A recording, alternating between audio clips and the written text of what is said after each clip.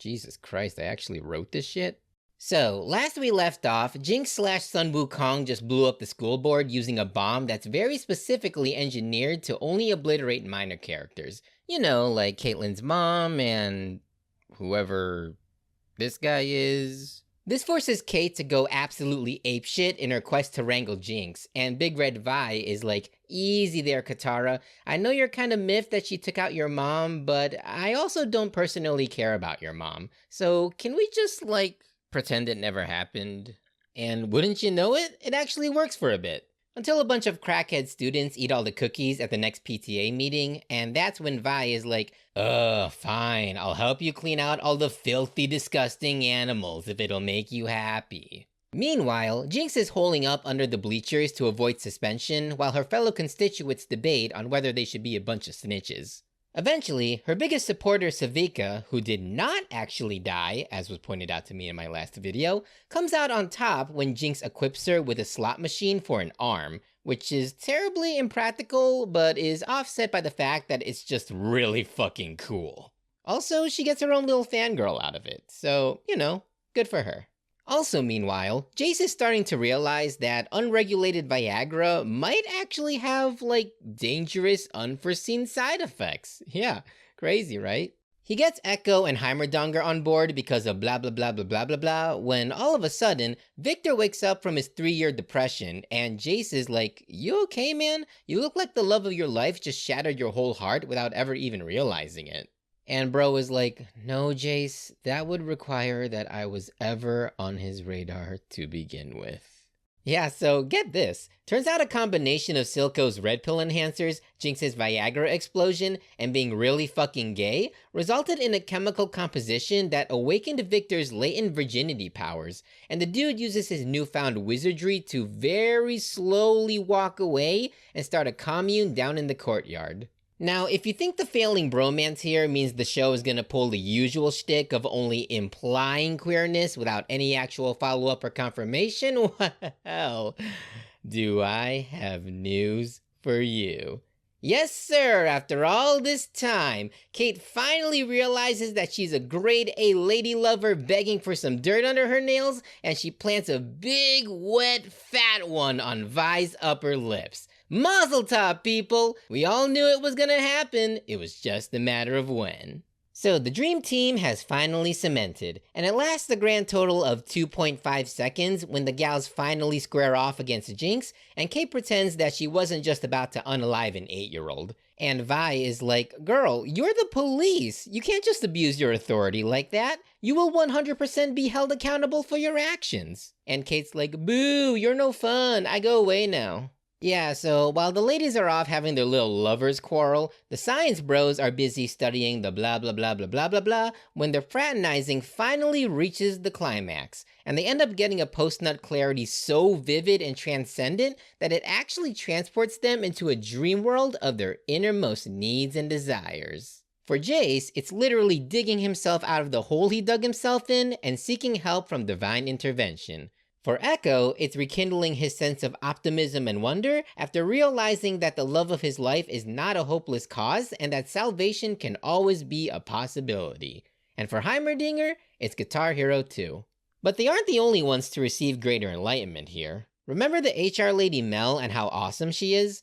Well, after spending the last 3 episodes fuming over the subterfuge of her really buff, powerful, and incredibly dominant mother, Mel also gets caught in the post-nut clarity, and she discovers that she's got psychic powers courtesy of a deal Ambessa made with the secret school board of hot mamas who were forced to give up their sons.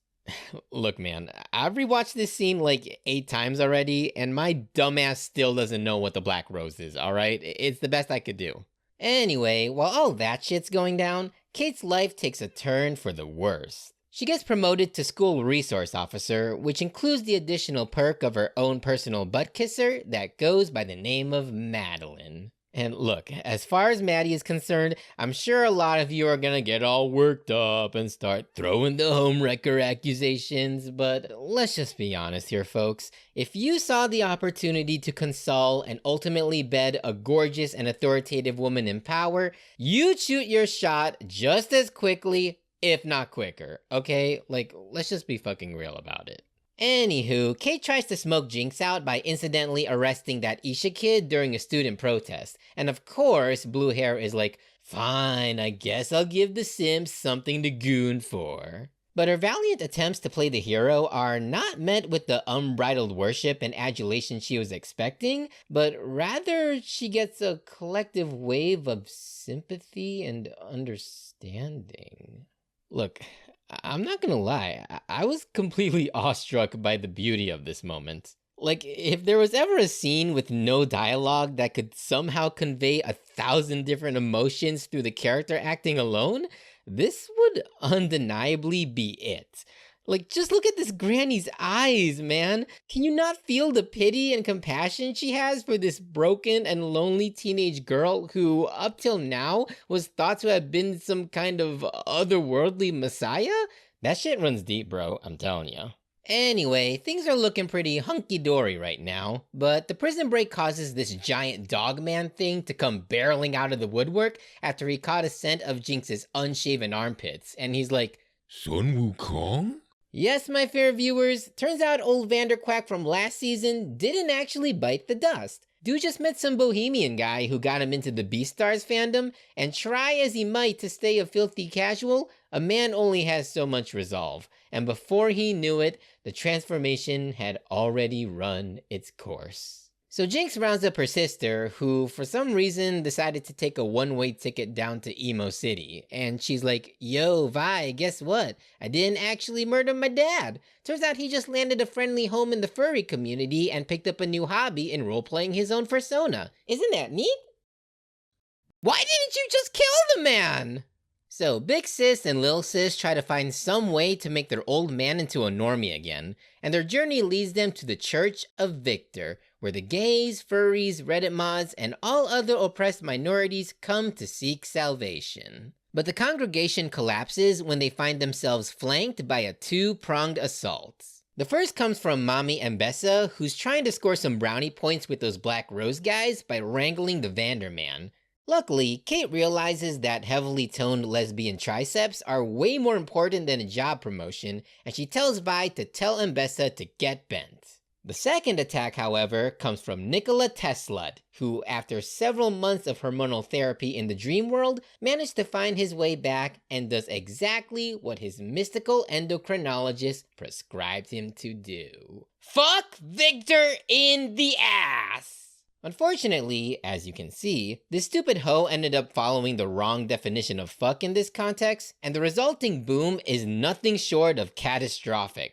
Isha blows up, Vander becomes a tool, Victor and Mbessa collude to bump up the school grade point average by distributing the Viagra to the entire student body, thereby giving every kid wizard powers, and Jinx finally gets sent to juvenile hall.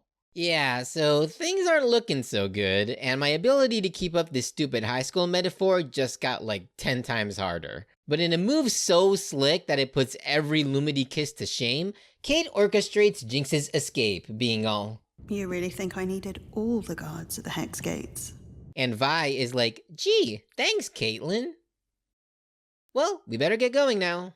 So, the girlies roll up their sleeves while Mbessa's army tries to break into the science lab, and their plan to basically blow up Victor a second time pretty much goes up in smoke. Why, you ask? Well, you remember Kate's side piece, the sweet little old innocent Maddie?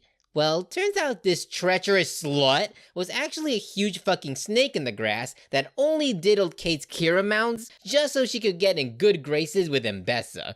And again, I ask you with the utmost sincerity, would you all not have done the same thing? Anyway, Mel pulls out the reverse Uno card when Carrot Top tries to pop a bullet in Kate's head, and Mbessa is like, this is why you're a fox and not a wolf, Mel. You don't have what it takes to be a superintendent the way I am. And Mel is like, you know what, Mom? You may be stronger, wiser, and infinitely a lot hotter than me, but you've neglected to realize that all of that power comes with one fatal weakness. Yeah, what's that? Public opinion. Yup, turns out Mel used her psycho powers to transmit the footage of her mom jabbing out Caitlyn's eye back to the school board, and surprisingly, that was all it took for them to terminate Mbessa's employment. Now, at the same time, Jinx drops in with Echo, Savika, and the Juvie kids to finally stick it to the man.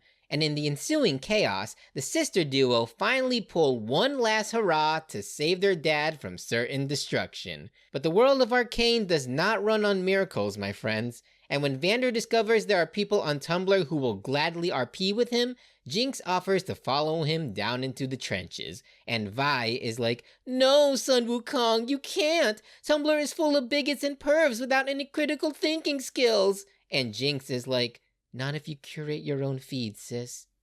Not if you curate your own feed."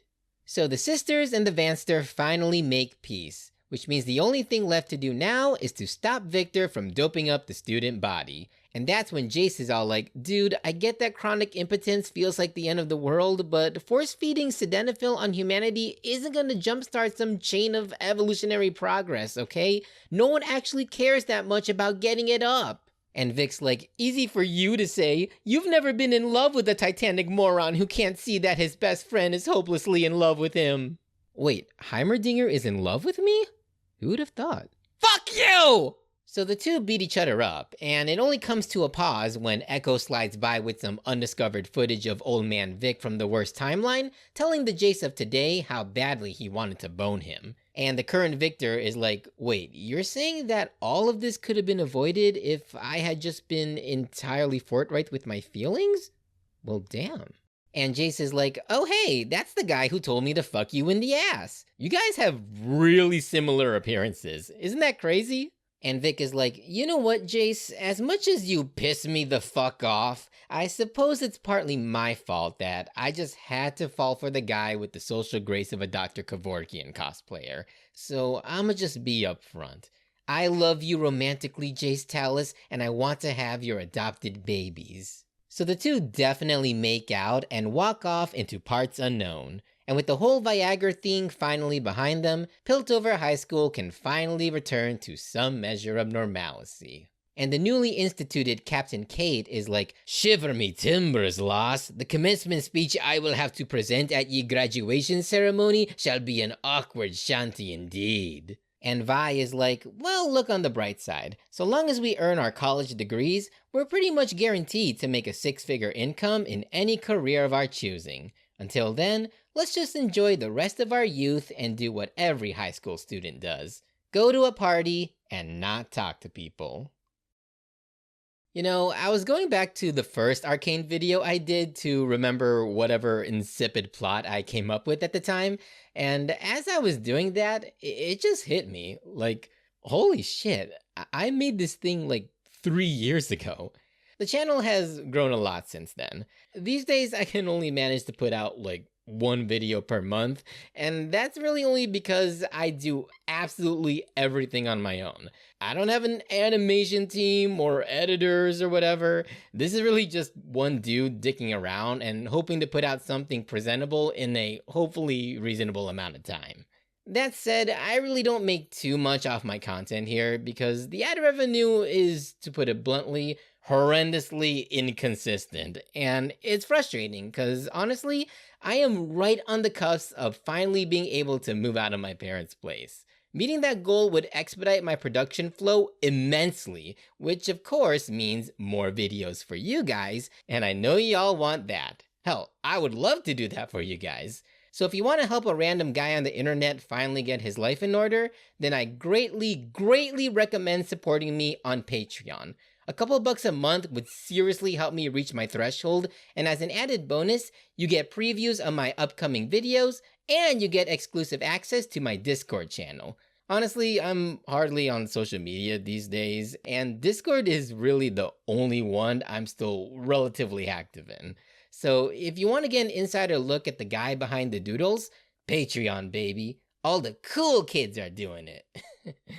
Anyway, thanks for watching the video. Like, comment, subscribe, and all that jazz. And until then, stay tuned.